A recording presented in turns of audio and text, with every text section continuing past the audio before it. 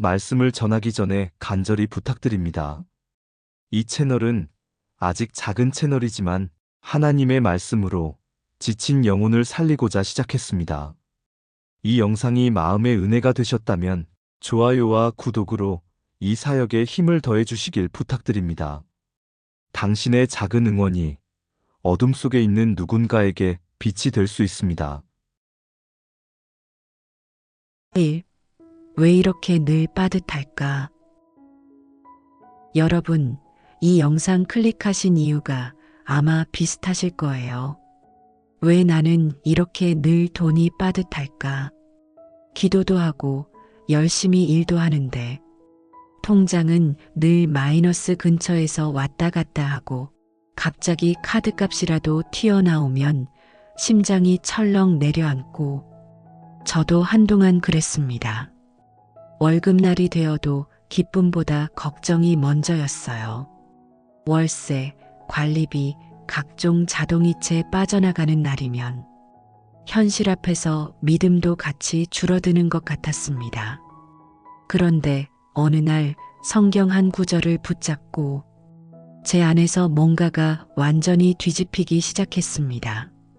오늘 제목처럼 이 한 구절 붙잡고 나서 빚과 가난이 끊어졌습니다.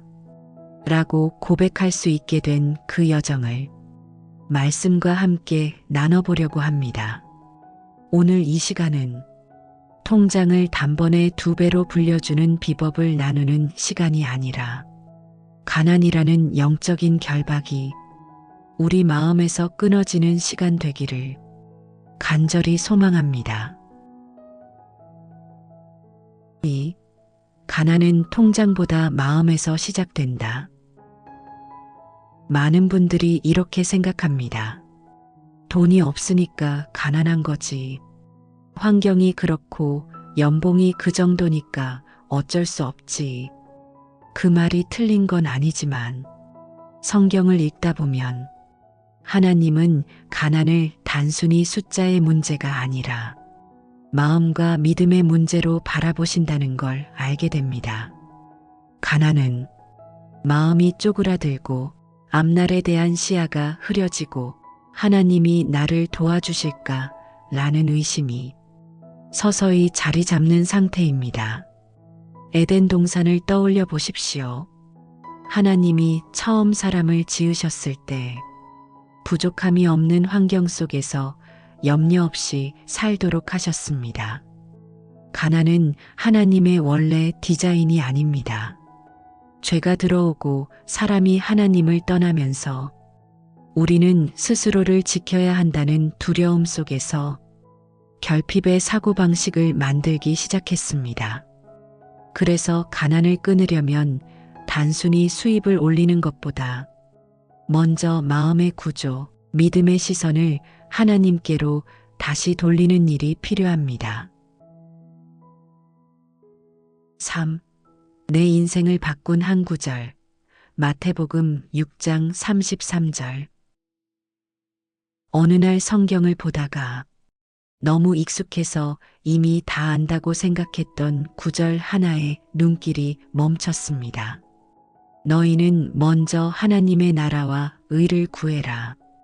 그러면 이 모든 것을 더하시겠다. 이 말씀이 그날따라 저를 꽉 붙들었습니다. 그동안 저는 항상 이 모든 것부터 계산하며 살았습니다. 월세, 카드값, 대출, 생활비. 이것들을 해결해 놓고 시간과 돈이 남으면 그때 하나님 나라를 생각했습니다. 그런데 예수님은 완전히 반대로 말씀하시더라고요. 먼저 하나님의 나라와 의. 그러면 나머지는 내가 책임지겠다. 그날 저는 조용히 이렇게 고백했습니다. 하나님, 저는 지금까지 필요한 것부터 붙들고 살았습니다. 이제부터는 순서를 바꿔보겠습니다. 먼저 하나님을 구하고 그 다음에 필요를 바라보겠습니다. 가난이 끝난 날은 월급이 오른 날이 아니라 제 인생의 먼저가 바뀐 날이었습니다. 4. 제 이야기. 마음이 먼저 부자가 되다. 조금 부끄럽지만 제 이야기를 솔직하게 나누고 싶습니다. 어느 시기에 저는 빚도 있었고 수입은 일정치 않았고 앞으로 어떻게 살아야 하나 막막함이 컸습니다. 그때 제 입에서 습관처럼 나오던 말이 원래 나는 이런 팔자지 뭐 였습니다. 겉으로는 그래도 감사해야지라고 말했지만 사실은 제 인생 위에 스스로 가난을 선언하고 있었던 거죠.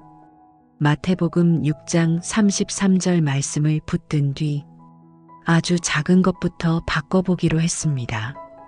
아침에 눈을 뜨면 제일 먼저 핸드폰 알림을 확인하던 습관을 멈추고 짧게라도 말씀을 한 구절 읽었습니다. 월급이 들어오면 계산기부터 두드리기 전에 하나님 감사합니다. 이 모든 것이 주께로부터 왔습니다. 이 고백부터 드렸습니다. 돈을 쓸 때마다 이렇게 스스로에게 물었습니다. 이 돈의 쓰임이 하나님의 나라와 의를 먼저 구하는 선택일까? 아니면 내 불안과 욕심을 채우려는 선택일까? 통장 잔고는 당장 달라지지 않았습니다. 하지만 제 마음이 먼저 넉넉해지기 시작했습니다. 하나님이 나를 책임지신다. 이 확신이 조금씩 커지자 이상하게도 작은 일거리, 작은 기회들이 하나둘 열리기 시작했습니다. 가난에서 빠져나오는 시작점은 통장이 아니라 마음이라는 것을 몸으로 배우게 되었습니다. 하나님이 말씀하시는 풍요의 의미. 우리가 말하는 풍요는 보통 돈을 많이 버는 것입니다. 통장 숫자가 많고 집이 넓고 차가 좋으면 부자라고 부릅니다.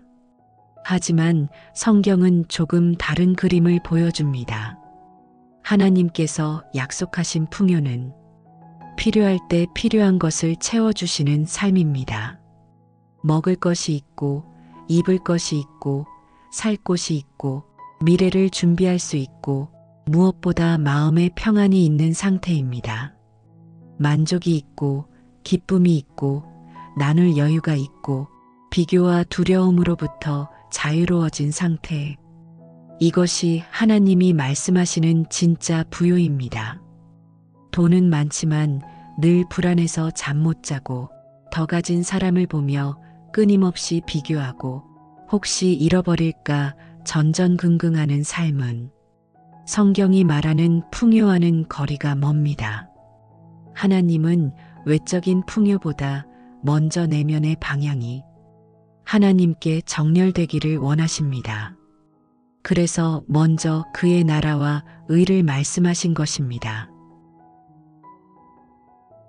6. 왜 어떤 사람은 평생 가난에서 못 벗어날까? 여기서 이런 질문이 나옵니다.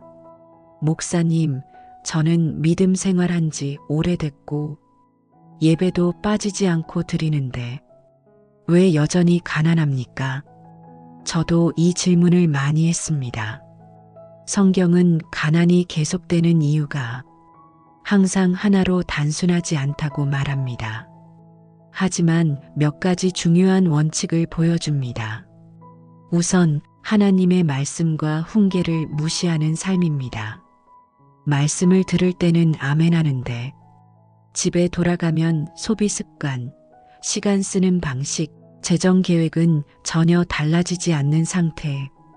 빛을 향해 걸어가겠다면서 몸은 여전히 어둠 속에 서 있는 것과 같습니다. 또 하나의 이유는 결핍에 익숙한 정체성입니다. 나는 원래 이것밖에 안 돼. 우리 집은 늘 이렇게 살아왔어. 이 말이 겸손처럼 보일 수 있지만 실은 하나님께서 내 삶에 하실 일을 미리 제안해버리는 말이 될 수 있습니다. 출애굽한 이스라엘을 보십시오. 광야에서 매일 만나를 받으면서도 그들은 불평했습니다. 애굽으로 돌아가고 싶다. 환경은 바뀌었는데 마음은 여전히 옛날 가난의 사고방식에 묶여 있었던 것입니다. 우리도 그럴 수 있습니다. 그래서 하나님께서는 우리에게 복을 부어주시기 전에 늘 그릇을 먼저 점검하십니다. 7. 작은 것에 충성하는 삶. 가난을 끊는 핵심 습관. 저는 한동안 이렇게 생각했습니다. 돈이 좀만 더 많아지면 그때 제대로 관리해야지. 형편이 좀 나아지면 그때 헌금도 더하고 나누어야지. 하지만 성경을 읽다 보니 하나님은 지금 내 손에 있는 작은 것부터 어떻게 다루는지를 보신다는 사실을 피할 수가 없었습니다. 오늘 지갑 안에 있는 몇천 원, 몇만 원, 무심코 나가는 택시비, 그냥 눌러버리는 소액 결제, 이 작은 돈들을 어떻게 쓰는지에 하나님 앞에서의 태도가 드러납니다. 그래서 그날부터 작은 것부터 정리하기 시작했습니다. 불필요한 구독을 끊고 충동 구매를 줄이고 사용 내역을 기록하면서 기도했습니다. 하나님, 아직 큰 돈을 맡을 수준은 아니지만 지금 제 손에 있는 이 작은 것부터 정직하고 지혜롭게 쓰게 해주세요. 놀랍게도 이 과정을 지나면서 제 안에 나는 원래 돈을 못 다룬다는 열등감이 조금씩 사라졌습니다. 하나님이 보시는 것은 돈의 크기가 아니라 태도라는 것을 몸으로 배우게 되었습니다. 8. 심는 자에게 반드시 거두게 하시는 하나님. 가난의 사고방식은 지금은 없다. 나중에 여유가 생기면 도와야지. 라고 말합니다. 하지만 성경의 원리는 조금 다릅니다. 지금 내 그릇 안에서 심어라. 제가 잘 아는 한 형제님이 있습니다. 그분도 재정적으로 많이 어려운 시기를 지났습니다. 그런데 어느 날 말씀을 읽다가 사람이 무엇을 심든지 그대로 거둔다는 구절이 강하게 마음에 남았다고 합니다. 그 형제님은 이렇게 결단했습니다. 지금 당장은 여유가 없지만 그래도 매달 누군가를 돕겠다. 커피 한 잔이라도, 작은 선물이라도, 정기 후원이라도 지금부터 시작하겠다. 그 이후로 눈에 보이는 기적 같은 일들이 연달아 일어났다고 말하진 않겠습니다. 하지만 분명히 달라진 것이 있었습니다. 첫째, 자기만 생각하던 마음이 조금씩 넓어졌습니다. 둘째, 이상하게도 뜻밖의 기회와 연결들이 조용히 열리기 시작했습니다. 셋째, 나는 늘 받는 사람이라는 정체성이 사라지고 조금이라도 나눌 수 있는 사람이라는 새로운 자기 이미지가 생겼습니다. 하나님은 심는 자에게 반드시 거두게 하시는 분입니다. 그 씨앗이 시간, 재능, 재정, 무엇이든 상관없이 말입니다. 9. 말씀대로 살기 시작할 때 일어나는 구조의 변화. 성경 말씀을 노트에만 적어두고 삶에 적용하지 않으면 우리 인생의 구조는 변하지 않습니다. 저는 한동안 설교 준비를 위해서만 말씀을 읽다가 어느 순간 이 말씀이 먼저 내 가정, 내 계좌, 내 소비 습관에 적용되고 있나? 이 질문 앞에 서게 되었습니다.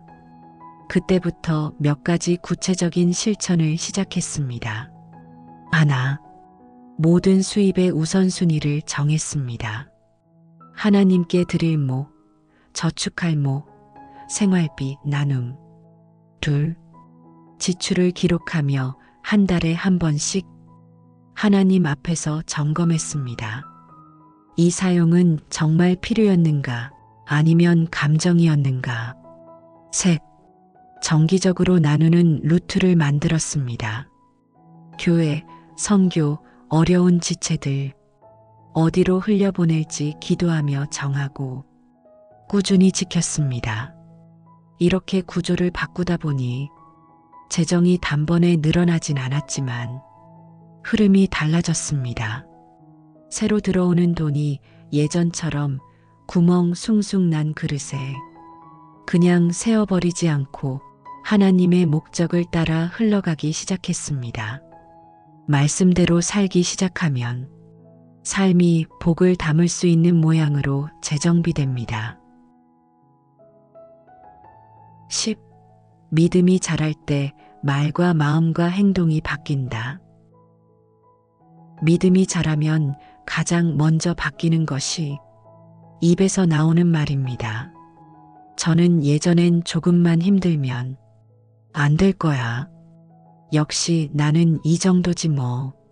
라는 말을 습관처럼 했습니다. 지금도 완벽하진 않지만 의도적으로 말을 바꾸기 시작했습니다. 지금은 부족하지만 하나님이 길을 여실 거야. 방법은 모르지만 하나님이 책임지실 거야. 이 말을 억지로라도 계속했더니 정말로 마음이 따라가기 시작했습니다. 그 다음으로 바뀐 것은 마음의 평안입니다. 똑같이 돈이 들어오고 나가는데 이상하게 예전만큼 초조하지 않았습니다. 하나님이 나를 안고 가신다. 이 믿음이 조금씩 자리 잡으니 계산이 안 맞아도 눈물이 쏙 빠지지 않고 기도가 먼저 나왔습니다. 마지막으로 행동이 바뀌었습니다. 괜히 심심하다고 쇼핑 앱을 뒤적이던 시간을 줄이고 필요한 공부를 하거나 하나님 나라를 위한 준비에 시간을 쓰기 시작했습니다. 믿음이 자라는 것은 단지 마음이 따뜻해지는 정도가 아니라 시간표, 지출, 말, 선택이 하나님 중심으로 재편되는 과정임을 깨닫게 되었습니다. 11. 하나님의 공급 방식, 일용할 양식의 기적. 우리는 종종 이렇게 기도합니다. 하나님, 앞으로 몇 년치 생활비를 한 번에 해결해 주세요. 하지만 성경에서 하나님은 많은 경우 하루치 은혜로 역사하십니다. 이스라엘에게 매일 만나를 주셨듯 우리에게도 오늘 필요한 것, 이번 달에 필요한 것, 그때그때 필요한 것들을 맞춰주십니다. 저도 경험했습니다. 어느 달에는 정말 계산이 안 맞는 달이 있었습니다. 예상치 못한 지출이 생기고 수입은 줄어들고 머릿속으로 계산하면 답이 나오지 않는 상황이었어요. 그때 할 수 있는 것은 기도뿐이었습니다. 하나님, 제가 할 수 있는 건 여기까지입니다. 저의 부족함을 인정합니다. 이제는 주님께 맡기겠습니다. 그 달이 지나고 나서 돌아보니 제가 원하는 만큼 넉넉하진 않았지만 필요한 것들을 하나도 놓치지 않게 하셨다는 것을 나중에서야 깨달았습니다. 어디선가 도와주는 손길이 있었고 생각지도 못한 소득이 들어왔고 안 써도 되는 지출이 막혔습니다. 하나님은 우리의 계획과는 조금 다른 방식으로 그러나 가장 정확한 시점에 일용할 양식을 채우시는 분이십니다. 12. 가난에서 벗어난 사람들의 실제 루틴. 제가 상담하고 함께 기도했던 분들 중에 정말 가난의 굴레에서 벗어난 분들을 보면 공통점이 있습니다. 첫째, 말씀을 공부용으로만 보지 않고 생활용으로 봅니다. 오늘 읽은 말씀 한 구절을 오늘의 소비, 오늘의 태도에 반드시 연결하려고 합니다. 둘째, 기도하고 행동하고 기다립니다. 기도만 하고 가만히 있지도 않고 행동만 하고 기도하지도 않습니다. 정기적인 기도의 시간과 구체적인 행동 계획을 함께 가지고 있습니다. 셋째, 나눔을 끊지 않습니다.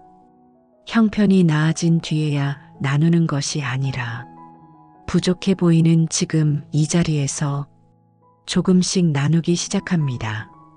넷째, 작은 일에 성실합니다. 월급이 적든 많든 지각하지 않고 맡은 일에 책임을 다합니다. 하나님은 이런 사람에게 다음 단계의 재정을 맡기십니다. 다섯째, 돈을 신처럼 대하지 않습니다. 돈이 있으면 감사하지만 없다고 해서 자기 존재가 무너졌다고 생각하지 않습니다. 나를 정의하는 것은 소유가 아니라 하나님의 부르심이라는 것을 알고 있습니다. 여섯째, 혼자 결정하지 않습니다. 재정 문제를 믿을 만한 영적 동역자나 멘토와 나누고 조언을 구합니다. 일곱째, 형편이 좋아진 후에도 기도의 자리를 놓치지 않습니다. 오히려 더 자주 무릎 꿇습니다. 하나님, 이 모든 것이 주의 은혜입니다. 저를 통해 흘러가게 해주세요. 이 고백을 멈추지 않습니다. 13. 지금 여기서 가난을 끝내는 선택. 이제 정리해 보겠습니다. 가난이 끝나는 자리는 통장에 큰 돈이 들어오는 시점이 아니라 내 인생의 우선순위와 태도가 하나님 쪽으로 돌아서는 자리입니다.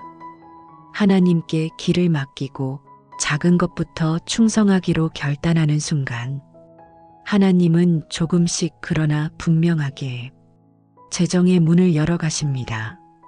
지금 이 순간 여러분의 마음속에서 조용히 이렇게 고백해 보셨으면 좋겠습니다. 하나님, 이제는 가난한 정체성으로 살지 않겠습니다. 통장보다 말씀을 먼저 보겠습니다. 필요보다 하나님의 나라와 의를 먼저 구하겠습니다. 제 손에 있는 작은 것부터 정직하고 지혜롭게 사용하겠습니다. 나누기를 멈추지 않겠습니다. 제 인생의 재정을 주님께 맡깁니다. 주님이 원하시는 방향으로 흘러가게 해주세요. 이 고백이 여러분의 가정과 일터, 통장과 지출 내역 위에 새로운 시작이 되기를 축복합니다.